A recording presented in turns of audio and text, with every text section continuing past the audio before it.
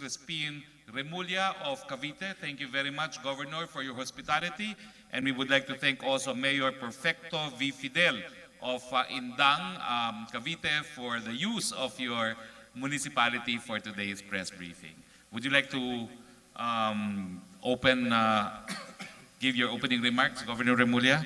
Thank you, Secretary Roque. And, on behalf of the people of Cavite, we'd like to thank you for coming over and looking at the province. We're very much delighted to have you here. And we hope that we can deliver to the President whatever support he needs in the future. Thank you, Governor. Now, as you know, the 27th Cabinet meeting was held last night. Ito po ang pinakamatagal na pagpupulong ng gabinete.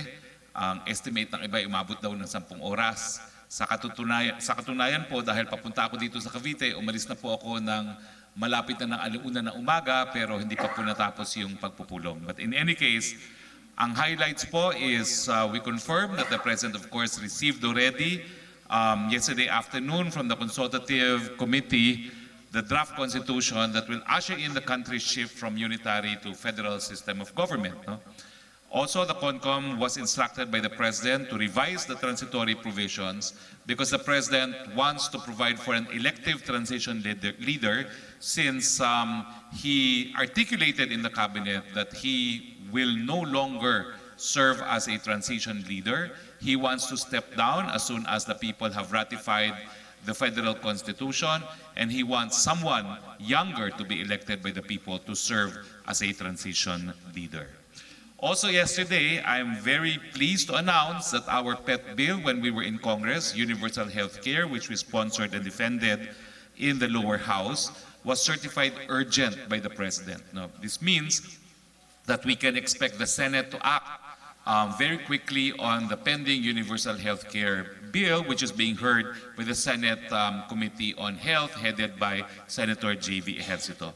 Under this proposed law, we seek to provide for the right to health by providing primary care to all Filipinos. Ito po yung libreng paggamot at libreng gamot sa lahat ng Pilipinas. At kanina po, ang pinunta ko po dito sa Indang ay pagpupulong ng lahat ng mga barangay health workers sa probinsya ng Cavite para sabihin po yung mabuting balita na dahil ito po ay na-certify ng urgent, sa taong ito po, pwede na nating maasahan na maisasabatas itong universal health care. Importante po ang magiging papel ng mga barangay health workers. Sila po ang magiging gatekeeper, kumbaga. Sila ang first contact po ng mga pasyente, kasama po ang community nurse at midwife. At dito po sa mga barangay health center, sila po ang magbibigay ng desisyon kung bibigyan na ng gamot o papatuloyin pa sa espesyalista o kaya sa mga hospital. So hybrid po itong ating universal health care. Nandiyan pa rin po yung papalit sa PhilHealth na ang pangalan ay Philippine Health Security Corporation na siyang magbibigay ng medical insurance, pero ang pagkakaiba po nito ay yung pagkilala na hindi po sapat ang medical insurance para mabigyan ng libreng paggamutan lahat at gagasusan po natin ng pera galing sa kaban ng bayan. Kahapon din po ay na-approve po ng gabinete yung ating budget for 2019 at ang ating budget po ay 3.757 trillion. No?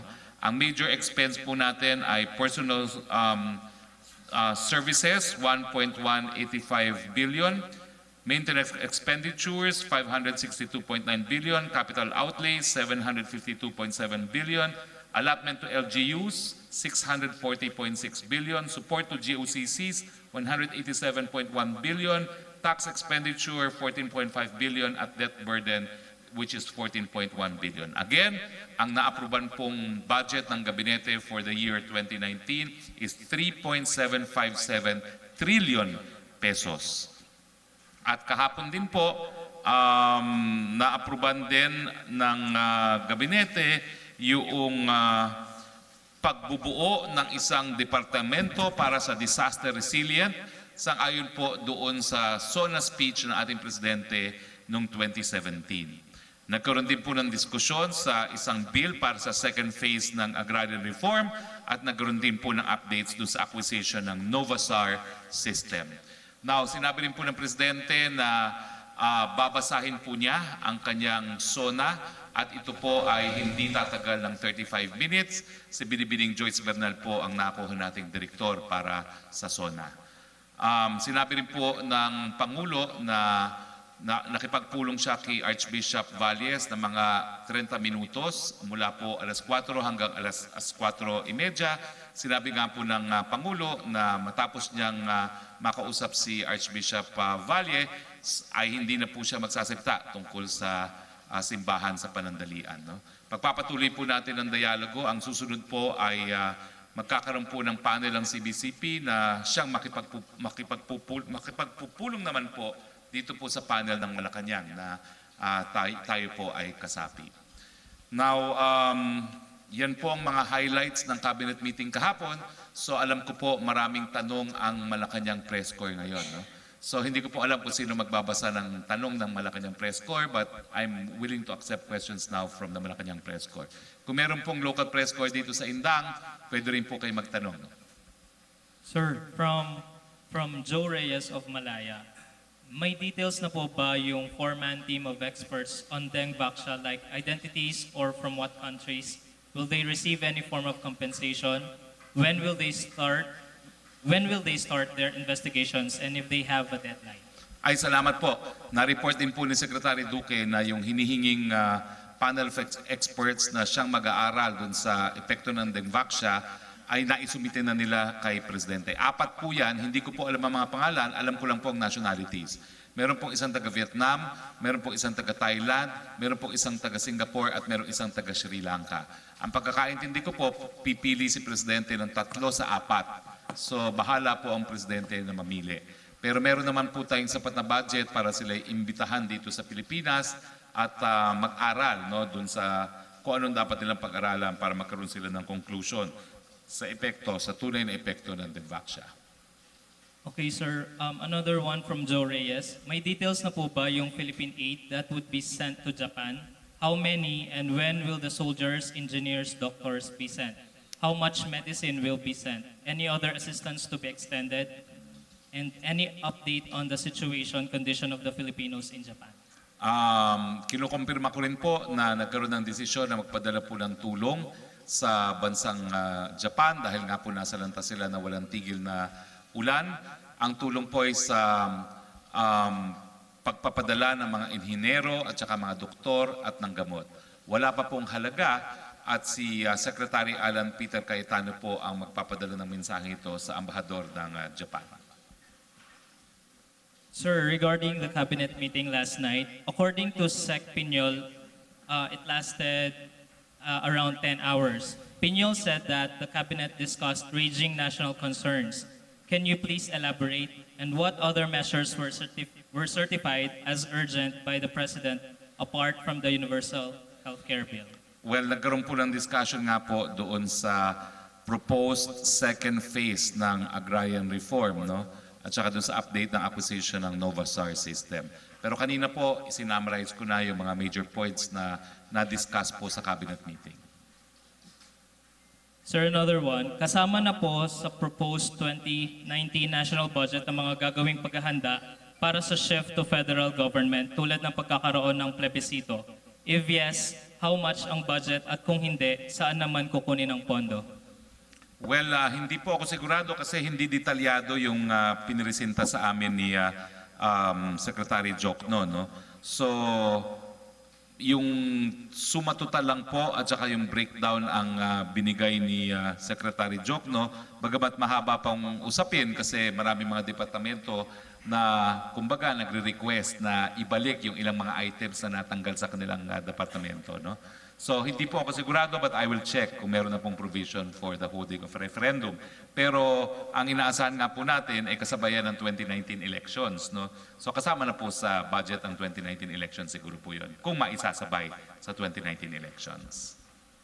Another one from Virgil, sir. Can we get more details regarding the panel of experts the DOH has chosen to study whether the Deng Vaxia vaccine is deadly? Do we have a timeline for the panel to finish its tasks?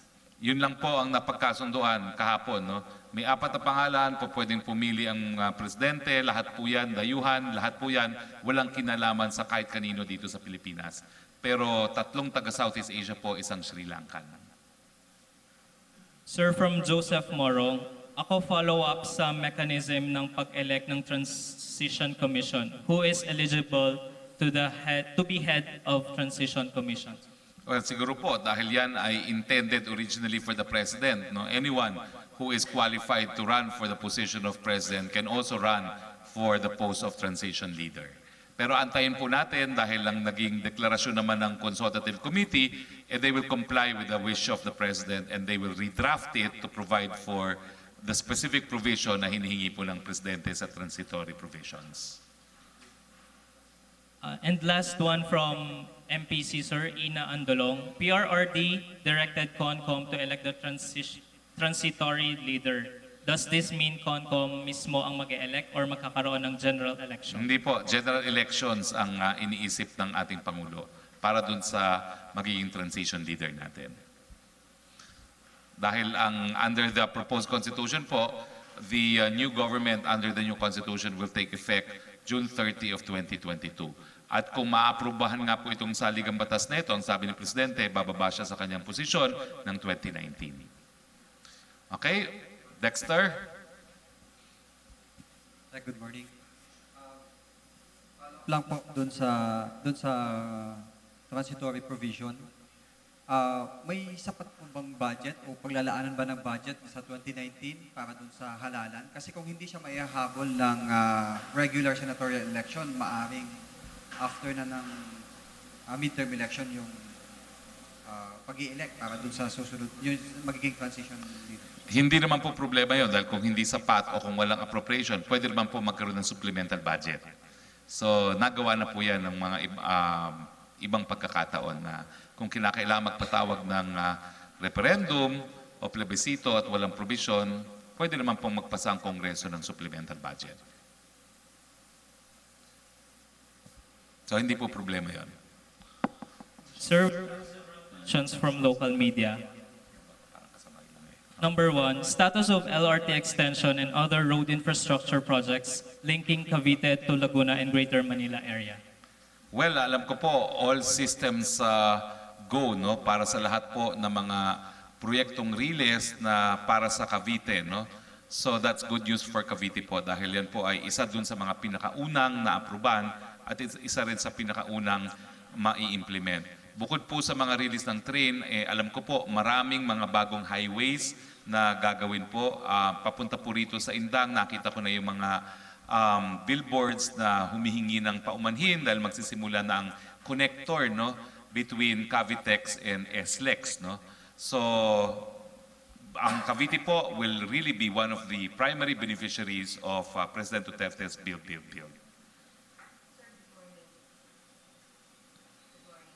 Yes, ma'am.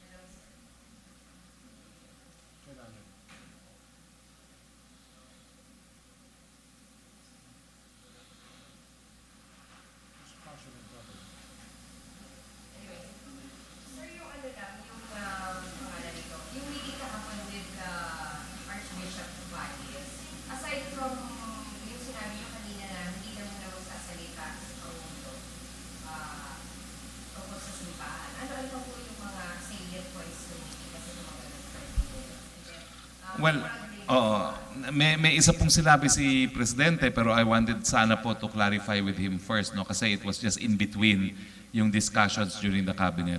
But I understand it was the President who did most of the talking and Archbishop Valles did most of the listening. But one of the things that the President did mention was given that there is separation of church and state, wag naman sana gamitin ng pulpito para batikusin yung kanyang administrasyon. No? So pwede naman po tinatanggap niya ang mga batikos, ang mga pula ng mga ordinaryong mga mamamayan, pero kung po pwede, wag sanang manggaling doon sa pulpito at huwag manggaling sa simbahan mismo yung pagbabati ko sa kanya dahil meron nga tayong paghihiwalay ng simbahan at ng Estado. Wala naman po. Yun lang po. So, yun lang yung aking quotable quotes from the President actually. At saka sinabi niya, bahala ka na, Archbishop Valles, no, after their meeting. Wala po mga, aside from that, wala namang bring up na any relevant man si Archbishop Valles. Well, I understand he did a lot of listening and sinabi naman po niya sa kanyang maikling press briefing din, no, na it was an important first step to this dialogue, which was to listen.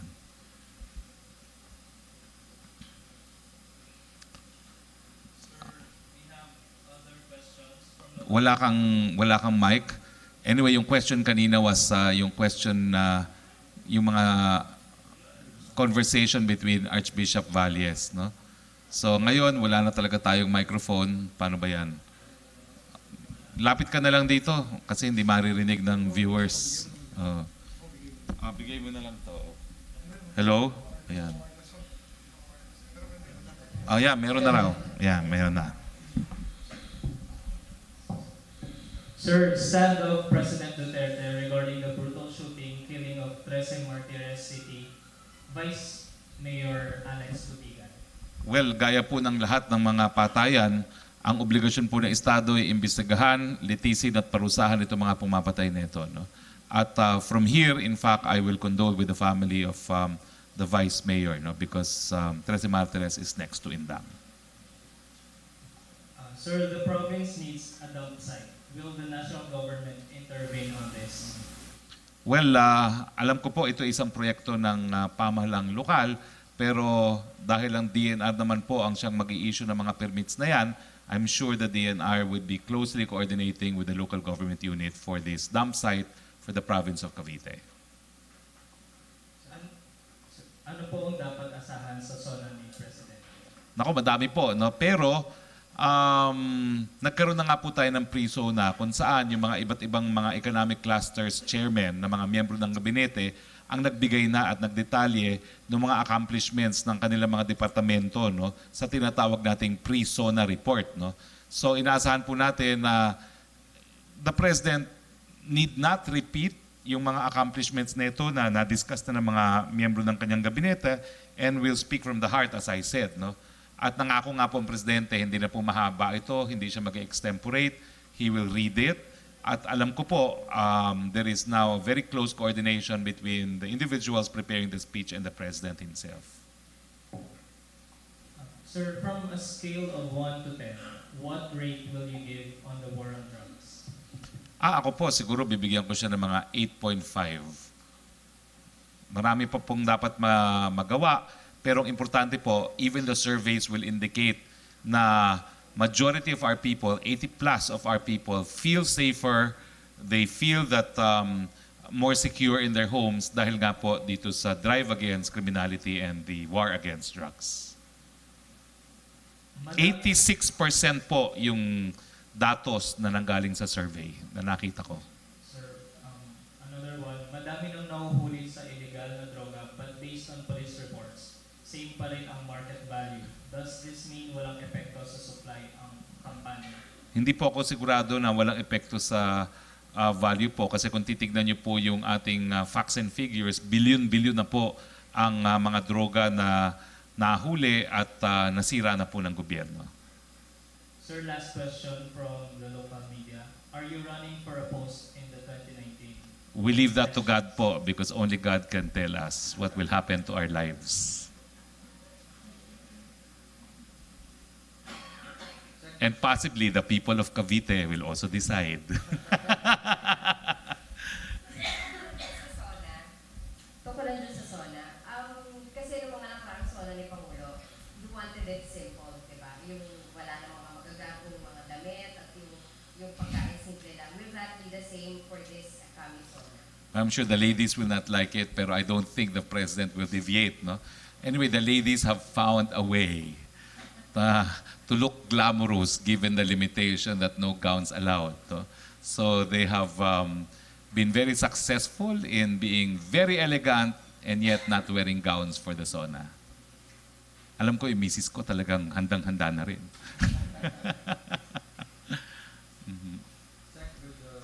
Yes, Dexter. Tanong din ni Ina ng CNN. Pwede po bang pagbigay ng karagdagang detalye dun sa pag-uusap sa telepono ni Pangulong Duterte at Malaysian Prime Minister Mahathir? At kung sa Lunes yung kanilang pag-uusap, may pagkakataon ba ang Pangulo na makapanood ng laban ni Pacquiao sa linggo ng gabi? Okay.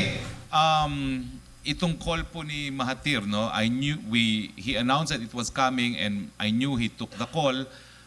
It was not a long call, pero ang sabi po ng Pangulo, si Mr. Mahathir wanted to discuss with him the issue of the insurgency in Mindanao as well as the issue of ISIS in the region.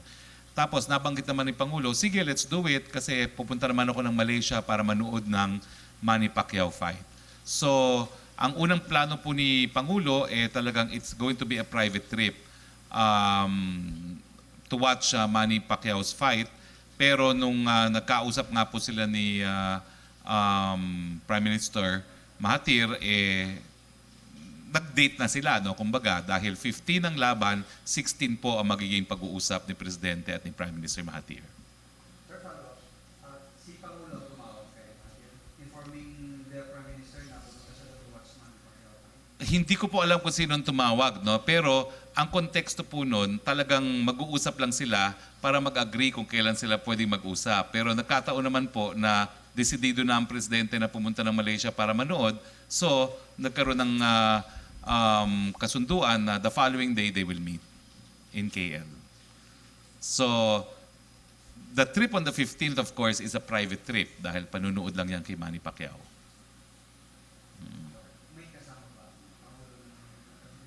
Ang sabi po ng Pangulo, kung sino gusto sumawa, kanya-kanya kayong bayad.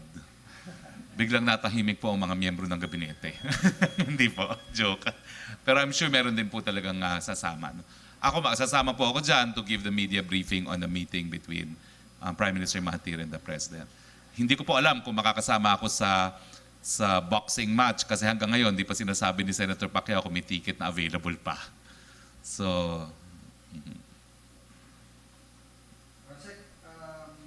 Another question, galing po kay pinapatanong din ni Ina. PRRD said, President Duterte said, he's willing to cut his term to be coterminous with the start of the transition period. Is this constitutional? How will this coterminous scenario happen? it will be constitutional because it will be pursuant to the transitory provisions of the Constitution which the people may ratify. Kaya nga pinabago niya yung transitory provision para i-recognize na yung transition leader will have to be elected. In other words, yung bagong saligang batas, kung iraраtify ng taong bayan, will be the instrument that will cut short the term of the President. Okay?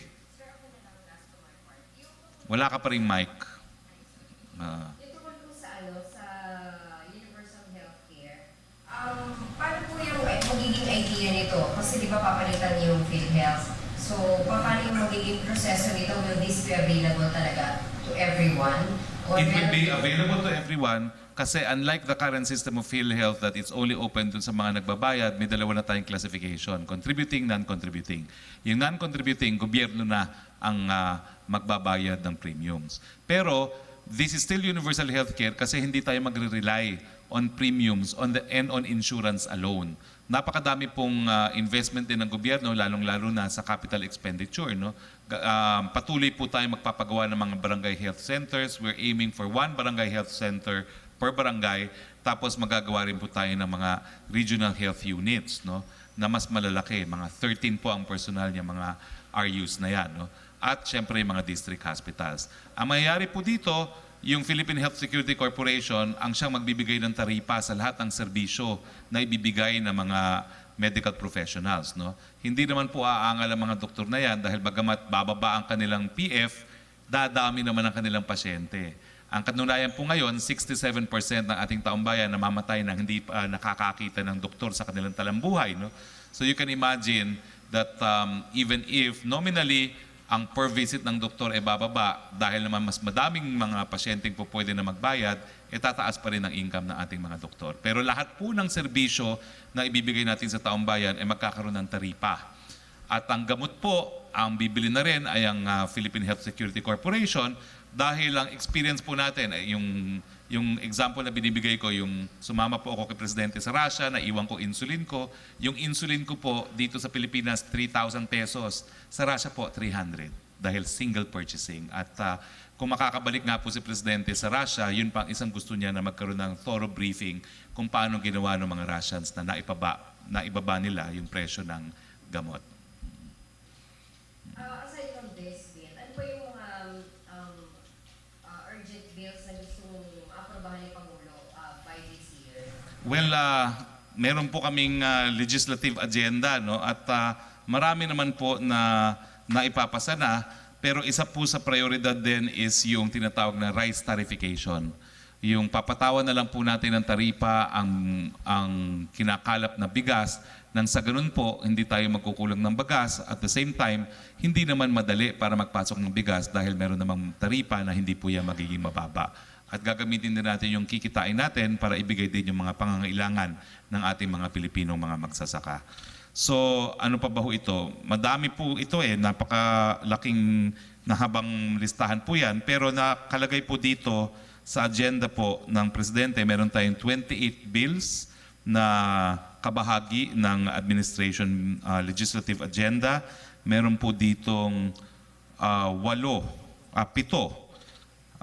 pitong mga batas na naisabatas na. Kasama po dyan yung free higher education, yung libreng tuition po, yung comprehensive tax reform, yung TRAIN, yung Philippine Qualifications Framework, yung amendments to the NIA Charter, ito po yung libreng irigasyon hanggang 8 hektaryang lupa, yung Ease of Doing Business Act, Fast Business Permit Act, yung Balik Scientist Program, yung National Mental Health Care Delivery System, at ang pangwalo po ay yung libreng tanghalian po sa mga kabataan.